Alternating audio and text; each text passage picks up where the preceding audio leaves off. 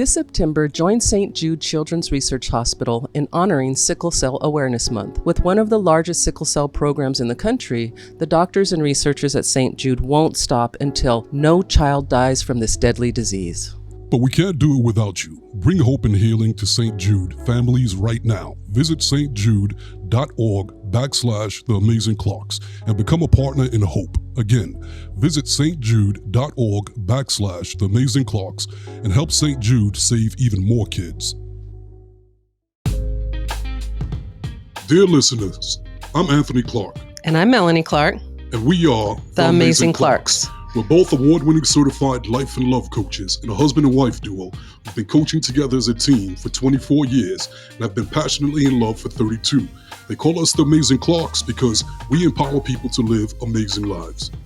And we're here to help get you from where you are to where you want to be in life and love. Love the Amazing Clarks is our personal love letter to all of you that still believe in love or want to believe in love. That's right. And I believe in love. You believe in love, baby? I do believe in love, baby. So, acts of service. That's right. So, Anthony, that is your predominant love language. Mm-hmm. Why do you think that is your predominant love language? Well, before I jump into that part, I just want to give people a little backstory about our situation with that. Okay. And this is how it works, people. Everybody's going to have their love language that they prefer out of the 5. They're going to have their favorite. Mm-hmm. But everybody I've found likes all 5 to some degree. Right. For example, gifts. I mean, I appreciate it, but it doesn't make me like, I don't feel like that. It doesn't do it for me like that. The ones that do, acts of service is my number 1. Mm-hmm. And when we first started dating, and I would do acts of service for you, but then you wouldn't do them back for me. Right. It kind of had me in my feelings. Oh. And it was like, why is she not doing this? I'm serving her. I'm doing the stuff she needs. I'm taking care. I'm asking for service, but she's not doing it back for me. Right. Because that's how I show love, because that's how I feel loved when people do acts of service for me. Right. And I got into my emotions, and so I tell myself, maybe she doesn't love me or care about me the same way I care about her. Right. And you were oblivious to it. Oblivious. And then one day we had the conversation and it came up, and I realized that, wait a minute, that's my love language that I like to receive. But I was doing it for you, thinking you're going to feel and react the same way that I reacted. And when you didn't, it offended me to some degree. But then I realized that's not your love language. Right. Your love language was words of affirmation. Mm-hmm. So it was like, oh, okay. Just because I like that, I can express it to you to let you know, hey, babe, I like it when I do acts of service for you, or when you do acts of services for me. Right. So when you do that, that's how I feel more loved. And you explain to me, right, acts of service doesn't really do it for me that much. Mm-hmm. I like words of affirmation. It was like, oh, okay. So I got to make it a point to give you those positive words of affirmation. I love you. You're doing great. You're brilliant. Mm-hmm. You're wonderful. You're intelligent. You're successful. You're my love. Yeah. And then you're like, okay, I'm going to serve your plate. I'm going to rub your back. I'm going to, get your glass of water. I'm going to, and so once we did that, it was like, okay, our communication was much better. We both felt more satisfied and more heard and seen in the relationship, more loved. Yeah, absolutely. Right. So now you were asking. Why do you think that is your main love language? I think that growing up the way that I did, when I would ask for things from certain people, especially my grandfather, he was a really grumpy guy. Mm-hmm. It would come with this big ordeal, big speech and complaining and right. And when he would do it begrudgingly. Mm-hmm. And that bothered me. Mm. And I had other people in my environment that did that as well. Right. So after a while, it's like, I'm not going to ask you to do shit for me. Mm. I'll do it myself. Right. And then after that, I became very picky. I shut myself down from people. I kind of closed, but built a fortress around me to protect me from being hurt. Right. Because the pain of people treating me like that just hurt me.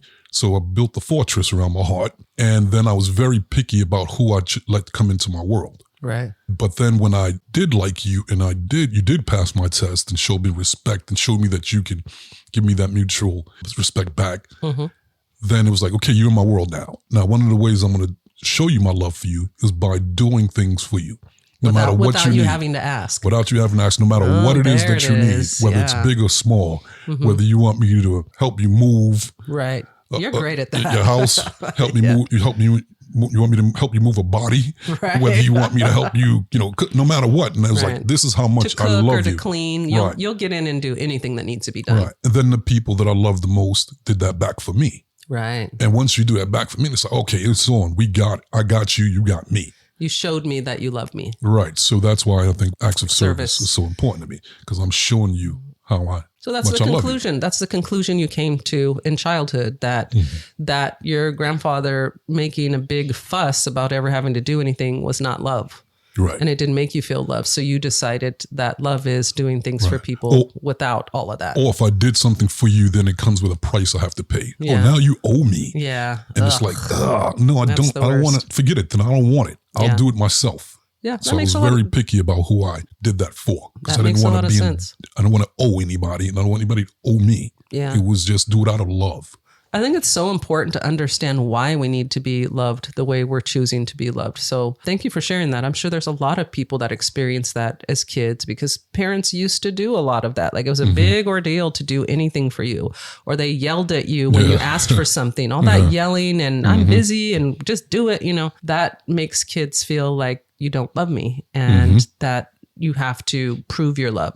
What's interesting about that, as you were talking, I was thinking about when we were dating, because you said when we were dating, you would do acts of service for me and I wasn't really doing them for you, which I was completely oblivious to. But what I remember was thinking in dating that I was not going to do things for you because you're not my husband. And I was getting to know you, and I'm not just going to be cooking for every guy that I date. And it was almost like a conscious, subconscious withholding. Yeah. Like I can definitely see that. Yeah. Like I was kind of consciously withholding, but not knowing why. And I think subconsciously as women, we don't think you deserve to get acts of service from us until we're married to you. Like that's the goal, because as soon as we moved in together, we weren't even married. We moved in together. Then it was like, yeah, of course I'll do that stuff. But if I'm dating you and we don't live together and I don't know what you're doing, you might have other girls. Well, I knew you had other girls and stuff. I was like, I'm not doing that for you. You're not mine. And I just find that really interesting that maybe in dating, there's still a lot of withholding and not doing things for other people. So if you're dating someone and their love language is acts of service and you don't know that and you're withholding, then you could miss an opportunity. Right. And I didn't ask you to do it then either. Because that's the catch there. Yeah. That's the setup. Yeah, that's the setup. Yeah. You got to communicate. The setup is like, okay, if she loved me, then she'll just do it because that's how I am. Yeah, it's that watching, like, let me catch you. Let me catch you. See if you really do. And it wasn't even consciously like going, I know. Like, oh, I'm going to intentionally see. No, it was just like after a while, you're like, wait a minute. Well, that's what's so interesting about it is as human beings, we're operating on so many levels and we have behavior and reactions and beliefs to things that we don't even observe in ourselves.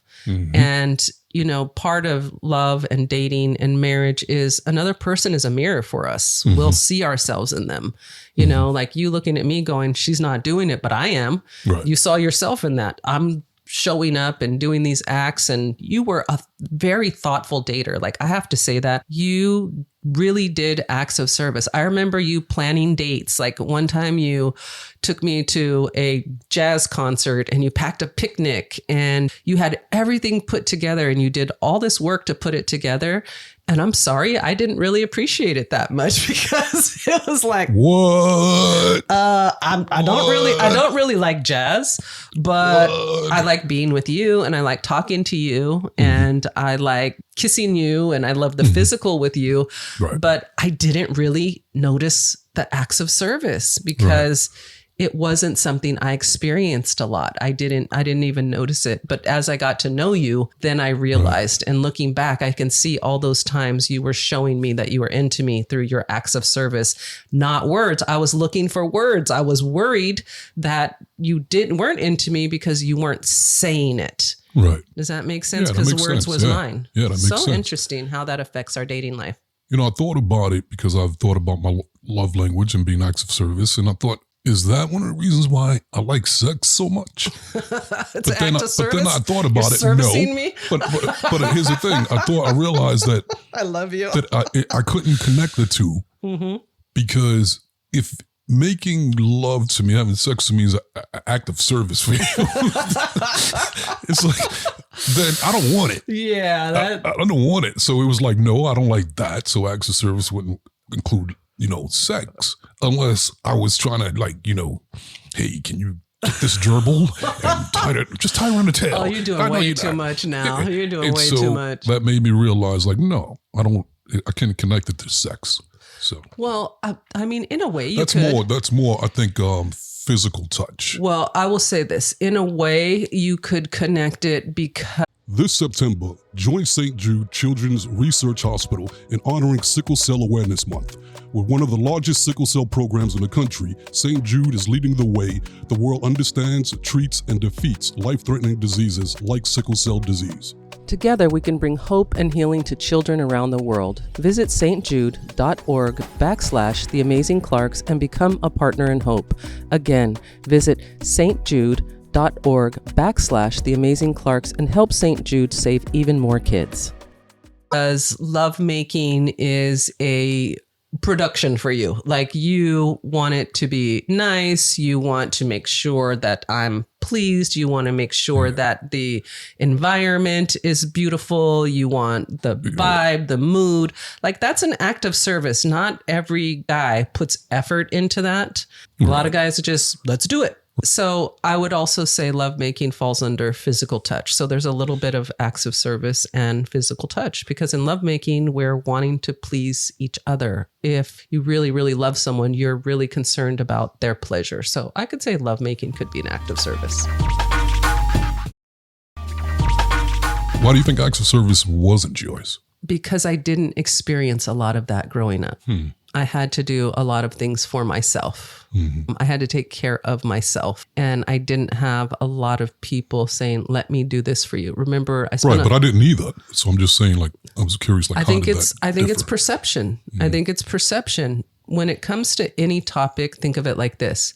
Whatever the topic is, you're going to say either I'm going to do that better or I'm going to avoid it altogether. Yeah, you just want a different path. You just want a different path. So when I look back at how I perceive things, I kind of said, I'm going to do the opposite of this. Whatever I didn't like growing up, I was going to do the opposite. Where some people actually go into that thing and go, well, I'm going to be that. That's what I am.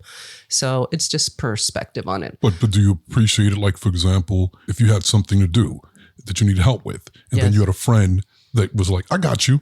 And they'd come over and they'd help you handle business or clean out house or whatever it was. Does that make you feel like, oh, I really appreciate that? Does that make you, it's like, eh. I actually sometimes feel uncomfortable with those types of things because I'm used to just doing it myself. And sometimes I just want to do it myself. Right. And also I will feel that feeling of, now, is there an obligation? Now, do I owe you? There's a lot that goes into acts of service for me. But then I think that that's a slippery slope, because sometimes if you're the one that's always doing it, because that's kind of what I ran into, after a while, it's like the story comes, I got to do things for everybody else and everything's on me. And and you overwhelm yourself and you feel frustrated and then you shut down, you feel cranky. And it's just because if you don't allow others to do for you, it's like receiving. Yes. I was just going to say, we did a whole episode on receiving. And I talked about that, where I did have a problem receiving. So therefore, acts of service weren't always easy for me to receive. Right. And a lot of people have that issue. They like to give, but they're not able to receive. They can't receive it back. back. And I was like that too. For me to receive, I have to really trust you. But I'm not going to give to you like that until I really trust you anyway as well. Yeah. Well, I would say if your love language is acts of service, do a little check on your ability to receive, because if you want to feel loved, you have to be able to receive it. And that doing things for other people and not receiving it will make the person that loves you feel like they're not getting through to you. that connection is not there. Good job. But I'm better at acts of service, and I'm better at receiving. I've grown because of your love, Anthony. Right. You've really taught me that, and I appreciate that. Thank you. And you definitely have gotten a lot better. Thank you. And I've definitely noticed it. You've gotten so much better now that I notice when you don't do it. So like sometimes you'll get up, and the majority of the times if you go get something to eat, you'll bring me back a plate too.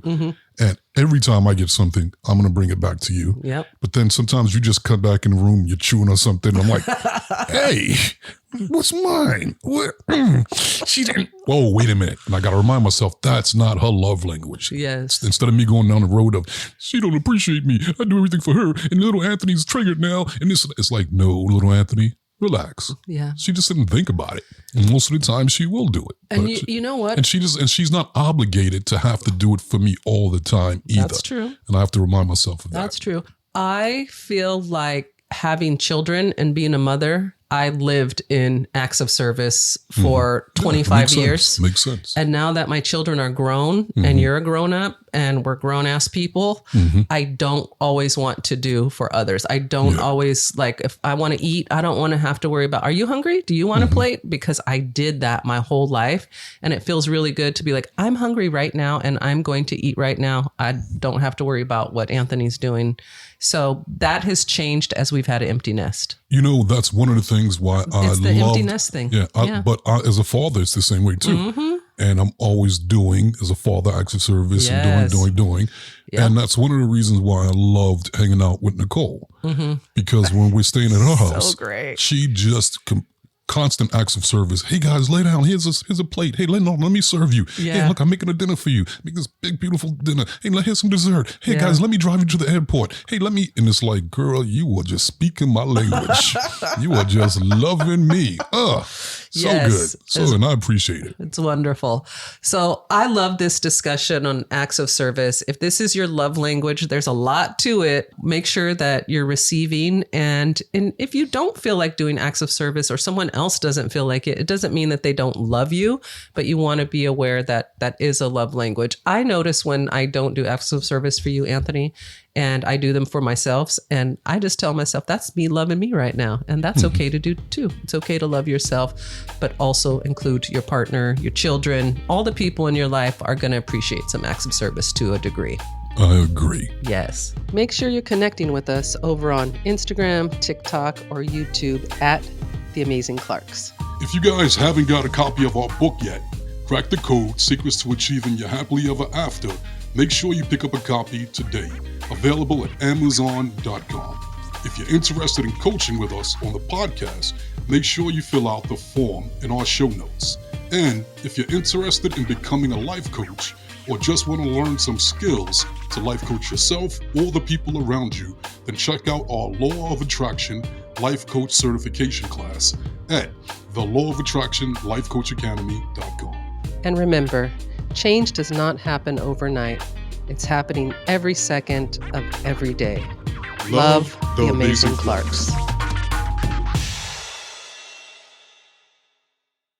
This September, join St. Jude Children's Research Hospital in honoring Sickle Cell Awareness Month. With one of the largest sickle cell programs in the country, the doctors and researchers at St. Jude won't stop until no child dies from this deadly disease. But we can't do it without you. Bring hope and healing to St. Jude families right now. Visit stjude.org/The Amazing Clarks and become a partner in hope. Again, visit stjude.org/The Amazing Clarks and help St. Jude save even more kids.